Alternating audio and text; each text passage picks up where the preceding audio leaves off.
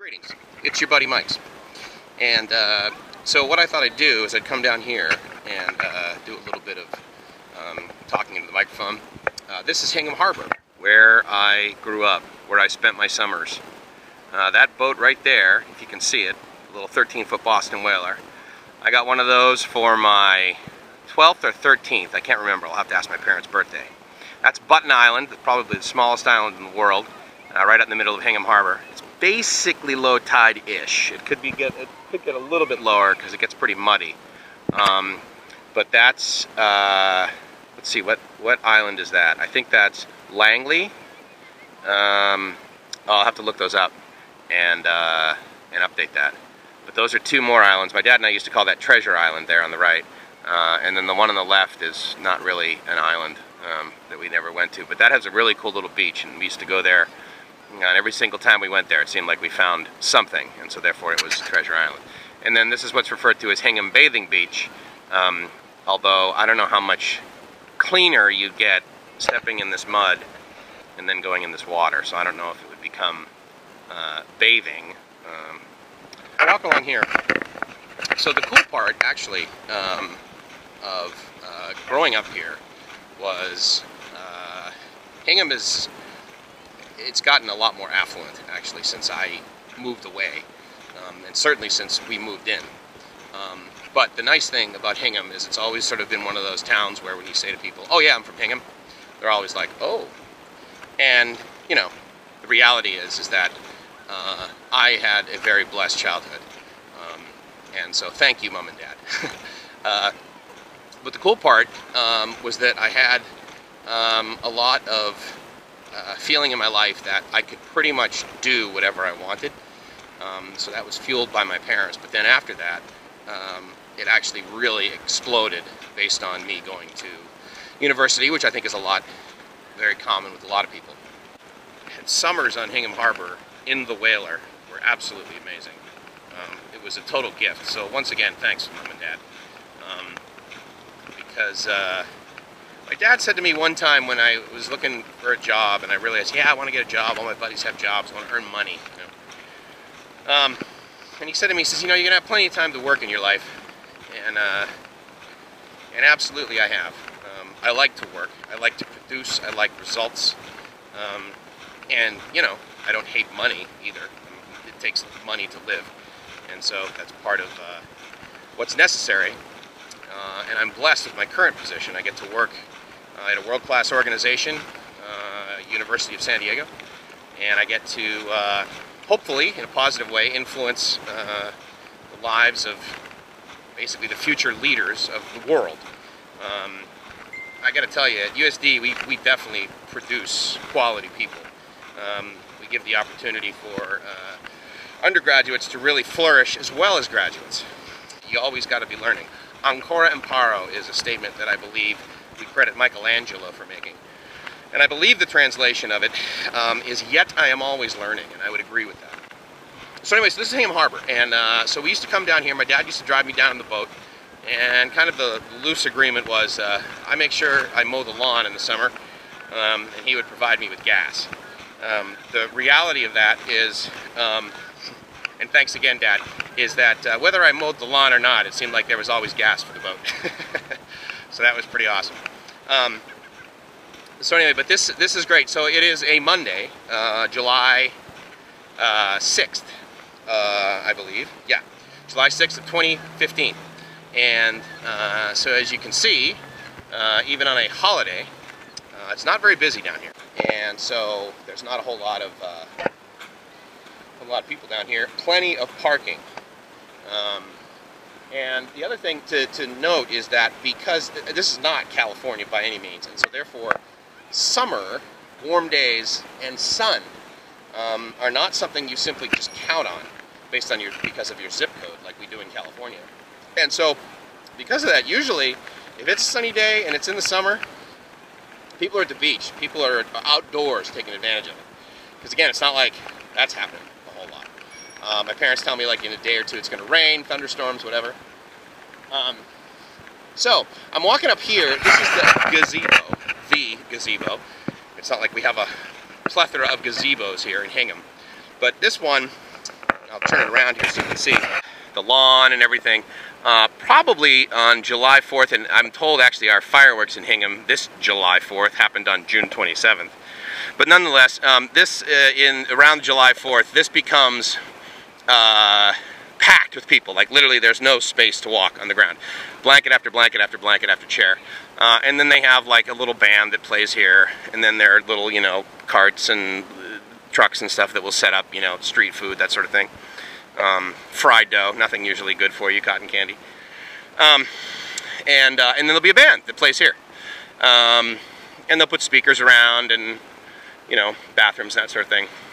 And then fast forward, you know, basically after the 4th, and you get what you get right now, which is basically infinite parking. And in fact, I am going to walk over to this restroom. The other thing that was just, you know, you get into these modes, it's great to reflect.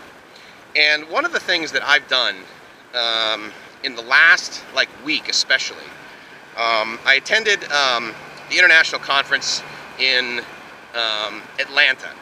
It's a conference that happens every 5 years, and because of that, I've really been like, well, wait a minute, this is 2015, and I attended the one that was in San Antonio, Texas in 2010, and 5 years went by.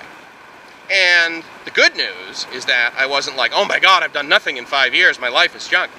I would submit that I've been able to do some pretty cool things in the last 5 years, not the least of which is lose 50 pounds, get healthier, and I also took my first trip to Thailand in December of 2013. I've been able to grow some hair, and I've had my mom come out. I've sold my house. I've moved to Coronado, and I still am gainfully employed. And I've been able to, what I hope is, I believe, able to add value. And so that's one of the key things for me. So that was like the last 5 years, right? Because in 2010, I graduated with a Master of Science in Executive Leadership from the University of San Diego. So this MSEL degree, I was like, well, gee, I've learned how to be a leader. I better do something. So I started a company and did some executive life coaching and tried to find a niche market. And for me, that was people basically in the entertainment industry that were in recovery from drugs and alcohol. So I had my own personal story, and you can check out my own personal story at a book, on a book we wrote, some of us from our cohort of MSEL, cohort number 10, the best one in the world. And so anyway, so as part of that, we wrote a book called Defining Moments of Courage. And you can easily find that. I was honored at, my fellow authors and our book hit #1 on Amazon on, I believe, it was in July, and I was back home actually, so it was July, it was either 2012 or 2013. I can double check on that. Anyway, but you can go and buy the book at the bit.ly link, bit.ly/defining courage. I'll put that link at the bottom here too, and you can go and buy the book there on Amazon, and I would love that. And I bring that up because it's got my story in it. So anyway, you know, that was in 2010 that I graduated, and then we had the great book success in 2012 or 2013, and then 2013 sold my house, and then moved to Coronado, which was one of the best things I've ever done. I remember hearing from a lot of guys, a lot of other coaches and that sort of thing, you know, and they would say, hey, listen, dude, where you live, your environment, that's very, very important to your sanity. I would absolutely concur with that. And so, okay, taking a little break here. Oh, the restroom is closed. So I guess I'm not taking a break. I'd like to take a break. I don't think I am.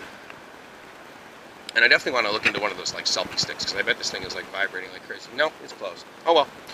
So, so anyway, so back to the last 5 years. So 2010 to 2015, I've done some stuff. And again, as of December of 2013, I became in love with initially Thailand, and now a lot more of Southeast Asia and all the people there. And I mean, I'll do another video on my love for Mexico that I developed, and the reason I wanted to go down there on vacation until the market went bad. I had to close my business and get rid of some of my real estate. That's another video. We'll go over the Mexican story. Will be another video. So, anyway, so it's like I land in Thailand. I'm in Bangkok, and this was I was off the plane, and I checked into my hotel, and I'll do another video on specific things of Thailand. But you know, I really realized that hey, this is a place for me. And it was one thing to be on vacation. You know, you go to Maui, you're like, oh my God, I want to move to Maui. I want to sell all my stuff and, you know, quit my job, move to Maui. You know, I get that. And I thought that was initially what was going on. Okay, I'm on vacation. Yeah. I want to stay here for the rest of my life. Right? And so the sort of euphoria of that, it did in fact, you know, wear off. But then I started thinking, you know what? This actually really is pretty amazing. So I was there for 3 weeks. Came back, was in Maui for 6 days, and I'll tell you right now, in the 3 weeks I was in Thailand, and I was on vacation, so it's not like I was like, oh, I'm going to get a smoking deal on a hotel. I mean, my first 2 nights, 3 nights maybe in Bangkok, I stayed at the JW in Bangkok. Now, yeah, it's expensive by Thai rates. Thai rates? Am I on a Thai rate? But it was only, it was certainly less than $120 a night for the JW in Bangkok, right on Sukhumvit. So that's a good deal. But nonetheless, that's expensive for Thailand. So it's not like I was trying to save money, but in the 3 weeks I was in Thailand, I probably spent the same as I did. There is a yellow jacket that was just flying right next to the Hero, right next to the GoPro, and luckily it said, well, I'm not interested, so thanks, because I don't like getting bit. Who does? And I'm going to actually do it this way so you guys get a picture of the water in the background and not a picture of trees in the street. So anyway, so I fell in love with Thailand, but again, in the 3 weeks that I was in Thailand, I probably spent in 1 week in Maui the same amount of money that I spent in 3 weeks in Thailand. Now again, it's like, okay, how did I roll in the cost of the flight and all blah, blah, blah, blah, blah. So, but at the end of the day, it's cheaper to live in Thailand, in my experience, than it is here in the United States. However, it's a lot easier to earn a 6-figure income in the United States. In US dollars. You could earn a 6-figure income in Thai baht in Thailand. But in any case, you know, pluses and minuses for everywhere. But I will tell you that I fell in love with Thailand. And at that time, that became January of 2014. When I got back home, I said, that was great, but I really want to go back to Thailand again, and I want to experience some more stuff over there. So I went back less than 3 months later in April. Actually, it was about 3 months later in April for Songkran, which is their New Year, their huge water festival, and did that. And then I said, you know what? I got to figure out a way to get back here. I got to figure out a way to potentially move there. And so right now, as of 2015, I'm in a massive research mode. And that began with saying, okay, well, I'm going to document this, and I'm going to write down like all of my notes. So I started doing so in, you know, Evernote, right?